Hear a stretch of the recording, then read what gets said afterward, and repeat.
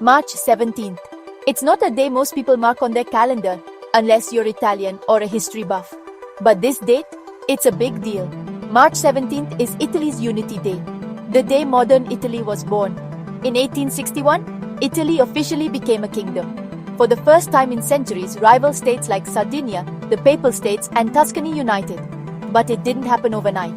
The journey was long, messy, and dramatic.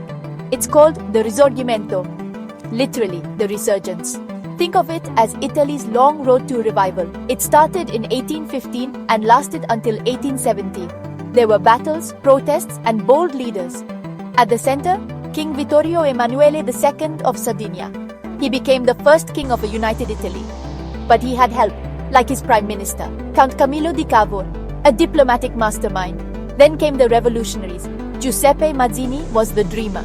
He envisioned a free united republican Italy. And Giuseppe Garibaldi, the fighter, a military genius who conquered the south, then handed power to the king. That move, unheard of. Italy's capital didn't start in Rome.